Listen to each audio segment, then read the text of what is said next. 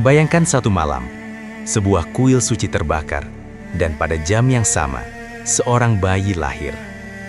Tahun 356 sebelum Masehi, kuil Artemis di Efesus, keajaiban dunia, hangus dilalap api. Para peramal percaya, Dewi Artemis tengah menyaksikan kelahiran penakluk dunia.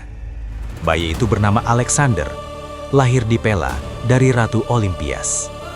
Tak ada yang tahu saat itu, bayi ini akan mengubah peta dunia. Namun, pertanyaan besarnya adalah, siapa Alexander menurut ibunya sendiri? Olimpias bukan sekedar ibu, ia ambisius dan religius. Ia menyebarkan klaim bahwa Zeus menghamilinya, diperkuat ritual Orphik. Ini bukan dongeng, melainkan alat politik untuk melindungi Alexander. Status anak dewa membuatnya kebal dari intrik istana. Namun, keyakinan ini juga menanamkan rasa takdir ilahi dalam dirinya. Keyakinan itu makin kuat karena ayahnya bukan raja biasa. Ayahnya, Raja Philip II, adalah pembangun kekuatan Makedonia. Ia menciptakan Phalanx, formasi tombak terkuat di Yunani. Philip menaklukkan Yunani dengan strategi dan darah. Alexander tumbuh memahami, kekuasaan direbut, bukan diberikan. Dari ayahnya, ia belajar satu hal, dunia milik mereka yang bergerak lebih dulu. Namun kekuatan saja tak cukup, ia juga dipersenjatai dengan pikiran. Philip memanggil filsuf terbesar zamannya, Aristoteles. Alexander mempelajari filsafat, sains, dan kisah Achilles. Ia tak ingin hidup lama, ia ingin hidup abadi dalam sejarah. Disinilah, ambisinya berubah dari raja menjadi legenda. Namun, ambisi besar selalu menuntut ujian pertama. Ujian itu datang dari seekor kuda liar. Tak ada prajurit mampu menunggangi Bucephalus. Alexander menyadari kuda itu takut pada bayangannya sendiri. Ia menghadapkannya ke matahari, dan kuda itu pun tenang. Philip berkata, carilah kerajaan yang sepadan denganmu. Itu bukan pujian, melainkan ramalan. Namun sebelum menaklukkan dunia, Alexander harus kehilangan ayahnya. Tahun 336 sebelum Masehi, Philip II tewas ditikam Pausanias saat pesta pernikahan. Motifnya bercampur, dendam pribadi dan intrik istana. Alexander, usia 20 tahun naik tahta, dikelilingi musuh. Beberapa bangsawan tersenyum, mengira ini peluang. Mereka keliru. Anak yang diyakini titisan dewa kini berkuasa. Namun mahkota tak berarti jika tak bisa dipertahankan. Alexander bergerak cepat tanpa ragu. Para pesaing tahta disingkirkan. Ini bukan kekejaman, melainkan hukum politik kuno. Dalam waktu singkat, Makedonia sepenuhnya di tangannya. Namun ancaman terbesar justru datang dari luar.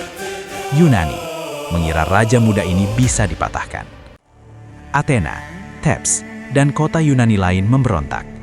Mereka menganggap Alexander terlalu muda. Ia merespons dengan kecepatan ekstrim. Ia bergerak sebelum api pemberontakan menyebar. Satu kota akan dijadikan peringatan. Namanya Thebes. Tahun 335 Masehi, Alexander mengepung Thebes. Kota itu dihancurkan total. Penduduknya dijual sebagai budak. Hanya kuil dan rumah penyair yang diselamatkan. Keputusan ini mengerikan, tapi efektif. Yunani pun diam, takut, dan patuh. Kini Alexander menoleh ke musuh sebenarnya. Di timur, berdiri Kekaisaran Persia. Alexander mewarisi rencana ayahnya, menyerang Asia. Bukan sekedar balas dendam, tapi perebutan peradaban. Dengan 35.000 pasukan, ia menyeberangi Hellespont. Tak ada jalan kembali. Perang pertama akan menentukan segalanya. Di Sungai Granicus, Alexander menyerang lebih dulu. Ia hampir tewas oleh bangsawan Persia. Diselamatkan pasukannya, ia tetap bertempur di depan. Kemenangan ini membuka Asia kecil. Mitos tak terkalahkan pun lahir. Namun Persia belum menurunkan rajanya. Raja Persia, Darius III, akhirnya maju. Ia membawa pasukan raksasa. Alexander membawa disiplin dan keberanian. Dua dunia bersiap bertabrakan. Satu keputusan akan memecah kekaisaran. Pertemuan itu terjadi di Issus. Alexander menyerang langsung ke arah Darius.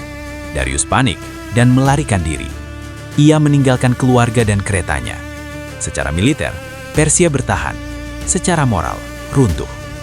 Alexander sekarang lebih dari raja. Ia simbol, dan simbol itu disambut sebagai pembebas. Mesir menyerah tanpa perlawanan. Alexander dinobatkan sebagai Firaun. Ia mendirikan Alexandria, kota ilmu pengetahuan. Di sini, mitos keilahiannya menguat. Namun ia menginginkan lebih dari gelar. Ia mencarinya di tengah gurun. Di oasis Siwa, orakel menyebutnya anak Zeus. Manipulasi atau keyakinan, Alexander menerimanya. Bukan untuk dunia, tapi untuk dirinya sendiri. Keyakinannya kini tak tergoyahkan. Dengan kepercayaan penuh, ia menuju pertempuran terbesar. Tahun 332 Masehi, di Gaugamela, segalanya dipertaruhkan. Alexander memecah pasukan Persia dengan manuver berani. Darius lari, sekali lagi. Kekaisaran Persia runtuh. Dunia berpindah tangan. Namun kemenangan besar membawa masalah baru. Alexander menyebut dirinya Raja Asia. Ia mengadopsi adat Persia. Pasukannya mulai resah. Jarak raja dan prajurit terbuka. Retakan kecil muncul. Dan retakan itu berubah menjadi tragedi. Dalam amarah mabuk, Alexander membunuh Cleitus. Ia menyesal seumur hidup. Kekuasaan menggerogoti jiwanya. Ia bukan dewa. Ia manusia dengan beban dunia. Namun ia tetap melangkah ke timur. Alexander mencapai India. Ia menang di sungai Hydaspes. Namun pasukannya menolak maju. Mereka terlelah. Untuk pertama kalinya, Alexander berhenti. Dan perjalanan pulang jauh lebih kejam. Perjalanan pulang melewati gurun Gedrosia. Ribuan mati kehausan. Kesalahan strategis termahal Alexander. Legenda mulai retak. Tubuhnya ikut runtuh. Di Babilonia, segalanya berakhir. Tahun 323 Masehi, Alexander jatuh sakit. Demam tinggi, tak ada penerus jelas. Ia wafat pada usia 32 tahun. Dunia terdiam. Pertanyaannya, siapa yang mewarisi segalanya? Saat ditanya penerusnya, Alexander menjawab, untuk yang terkuat. Perang pun dimulai. Kerajaannya terpecah. Fisiknya runtuh, namanya abadi. Dan dari kehancuran itu, dunia baru lahir. Keheningan di Babilonia tak bertahan lama. Para jenderal saling menilai kekuatan. Tak ada penerus, hanya bayi dalam kandungan Roxana. Wilayah terlalu luas untuk tanpa pemimpin. Kematian Alexander menjadi awal perang baru. Namun sebelum perang, satu hal diperebutkan. Jenazah Alexander seharusnya ke Makedonia, namun Ptolemaios mencurinya. Ia membawanya ke Mesir demi legitimasi kekuasaan. Menguasai tubuh raja berarti menguasai simbolnya. Bahkan setelah mati, Alexander diperebutkan. Dan saat simbol dicuri, pedang pun terangkat. Para Didakochi saling berperang. Antigonus, Seleucus, Ptolemaios, Kassandros bertempur. Bukan demi visi Alexander, tapi kekuasaan. Kekaisaran runtuh secepat ia dibangun. Dunia Alexander pecah oleh orang kepercayaannya. Dan dari perang itu, dunia baru lahir. Kekaisaran terpecah. Mesir milik Ptolemaios, Asia milik Seleucus, Makedonia milik Kassandros. Tak ada lagi satu dunia. Namun warisannya justru menyebar. Bahasa Yunani menyebar, budaya timur dan barat bercampur. Ilmu dan arte berkembang. Inilah dunia Helenistik. Ia tak gagal menyatukan dunia politik, justru berhasil menyatukan budaya. Alexandria tumbuh jadi pusat ilmu. Perpustakaannya menyimpan ratusan ribu naskah. Ilmuwan dari berbagai negeri berkumpul. Semua bermula dari satu keputusan di Mesir. Penaklukan berubah menjadi warisan. Namun satu pertanyaan tersisa. Alexander menaklukkan tanpa sistem penerusan. Ia bergerak lebih cepat dari perencanaan masa depan.